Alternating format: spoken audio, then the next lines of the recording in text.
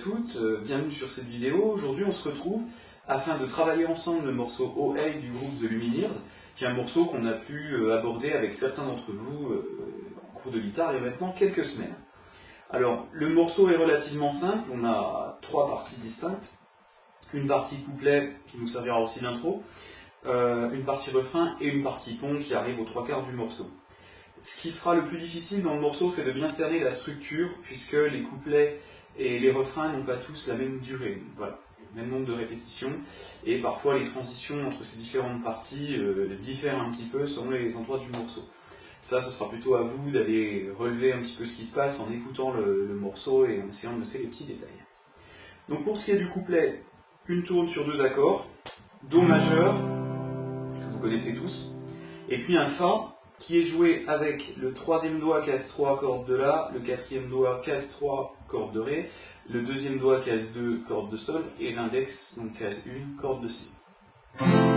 Cet accord, c'est un Fa. Si on joue jusqu'à la corde de Mi qui est laissée à vide en aigu, ça devient un Fa majeur 7. Pour ceux qui veulent se compliquer un peu la vie, on peut rajouter la basse, vous voyez, avec le pouce. Mais c'est pas forcément nécessaire et on n'entend pas sur l'enregistrement original. Au niveau de la main droite, ça va nous donner ça. Ba, ba, O, ba, O, ba, ba, O, ba, ba. Et donc on répète ça déjà en boucle. Ce qui va être important, sur le dernier aller-retour, donc ba, O, avant de passer au Fa, sur le retour, je vais relever mon majeur, afin de préparer le passage sur le Fa, ça va le rendre plus confortable. Donc ça me donne Ba, Ba, O, Ba, O, Ba, Ba, O, je lève mon majeur, Fa, et ensuite je reviens. Ça c'est vraiment la tourne de base du couplet, ça nous donne ça.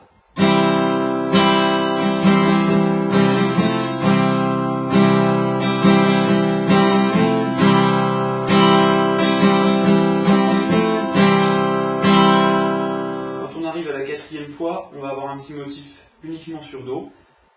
Ba, Ba, O, Ba, O, Ba, Ba, O, Ba, O, on relève, et là on va arriver sur la mineure. Donc ça c'est à la quatrième fois de la tourne. On change un petit peu de motif, on reste sur Do, et ensuite on va passer sur la mineure, ce qui va nous donner Ba, Ba, O, Ba, O, Ba, Ba, O, Ba, O, Ba sur la mineure. On est toujours dans le couplet. Une fois sur la mineure, Ba, Ba, O, Ba, O, je relève, et là je viens faire un Sol qui va avoir un doigté un petit peu différent de celui qu'on fait habituellement. J'utilise mon troisième doigt pour la case 3 corde de Mi, mon deuxième doigt pour la case 2 corde de La. On est à vide jusqu'à la corde de Mi aiguë, et c'est le petit doigt qui s'occupe du Sol case 3 sur la corde de Mi aiguë. Ça permet d'enchaîner un Do, un Sol ou un La mineur sans avoir à effectuer une rotation du poignet. Voilà, c'est efficace dans ce genre de configuration.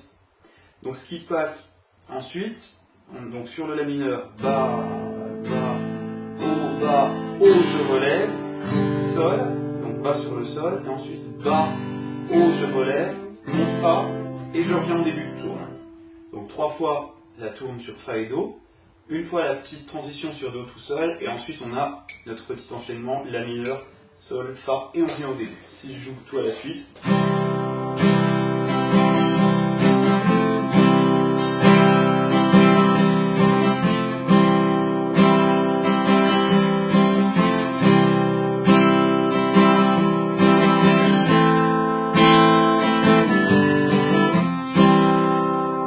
Voilà. On va maintenant voir la partie refrain sur 3 accords qu'on a déjà vus.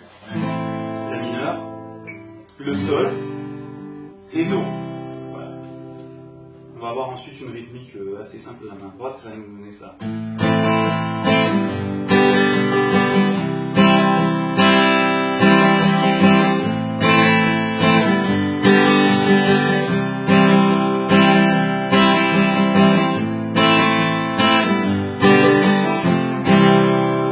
Voilà. Avec une petite transition Fa, Do, pour revenir sur les couplets. Donc ce qui se passe sur la rythmique, corde grave vers le bas sur le La mineur. Voilà. Ba, Ba, O, Ba, Ba, O. Voilà. vraiment une petite alternance basse et reste de l'accord. Bas, bas, bas, bas, haut, je relève. Ensuite le sol, bas, bas, haut, bas, haut, bas, haut. Voilà.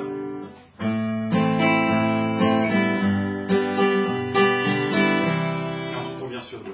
Bas, bas, bas, bas, bas, bas, haut, bas, haut, bas, haut, bas, bas, haut, bas, bas, haut, bas, bas, haut, bas, haut, bas, haut, bas, bas. Voilà. Ce qu'il va falloir veiller à bien faire, c'est séparer la base du reste de l'accord quand c'est indiqué sur la partition. Petite chose à noter qui serviront dans toutes les rythmiques de guitare un peu du même style. À chaque fois que je change d'accord, c'est toujours précédé d'un coup remontant du médiator. Voilà. Sur ce coup remontant, j'ai le droit de lâcher autant de doigts que nécessaire, même tous les doigts s'il le faut, pour passer à l'accord suivant. C'est ce qui va nous permettre d'avoir un enchaînement assez souple et sans trop de contraintes au niveau des déplacements. L'oreille, une fois la rythmique jouée au véritable tempo, n'aura pas le temps de percevoir la petite fausseté générée par les cordes à vide.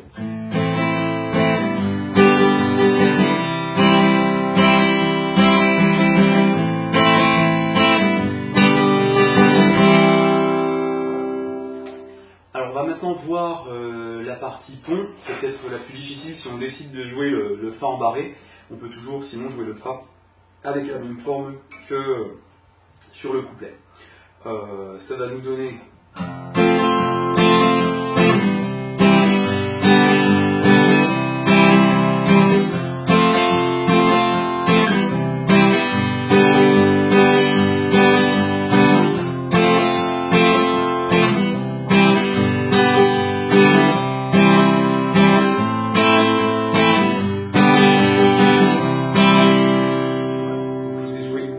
Je vous ai joué le pont et puis l'enchaînement sur le refrain. Donc le Fa, je peux choisir de le jouer ou en barré. Pour ceux qui n'ont pas spécialement envie de se casser la tête, on peut jouer le petit Fa qu'on avait vu sur le couplet. Simplement on veillera à ne pas jouer la corde grave qui sonnerait un petit peu faux avec le reste. Sinon la rythmique c'est bas, bas, haut, bas, bas, haut, bas, bas, haut, bas. Après, il suffit de changer d'accord quand c'est indiqué.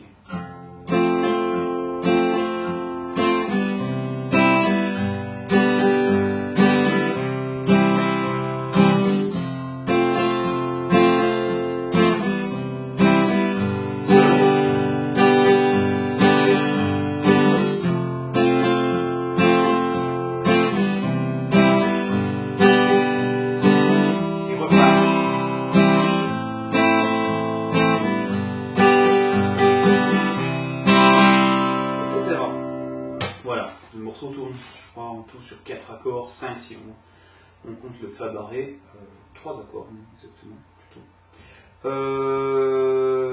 Là je pense qu'on a tout dit, après à vous de vous familiariser avec chaque partie, et ensuite de bien enchaîner ça pour respecter la structure du morceau. La petite astuce à vraiment retenir dans tout ça, c'est qu'à chaque fois, dans une rythmique de guitare, quand un changement d'accord est précédé d'un coup remontant, sur ce même coup remontant, on a le droit de relever autant de doigts que nécessaire pour préparer l'accord suivant. Si les deux accords qui s'enchaînent ont les doigts en commun, pourquoi pas ne garder que les doigts communs et relever les autres. Ça c'est à vous de voir. Et quand on n'a aucun doigt en commun, par exemple, je prends vraiment la peine de bien tout relever. C'est un mouvement assez franc sur le coup vers le haut. Et une fois enchaîné, vous avez pu voir que ça ne gêne absolument pas l'oreille. Et ça rajoute même un petit peu de relief à la sonorité de notre rythmique.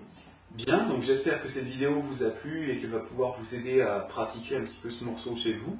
N'oubliez pas de jouer lentement au départ, de travailler vos accords un petit peu avant de vous lancer dans le morceau.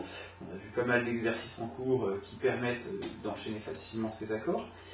Moi je vous dis de toute façon à bientôt et puis pour une nouvelle vidéo sur un autre sujet, sur un autre morceau.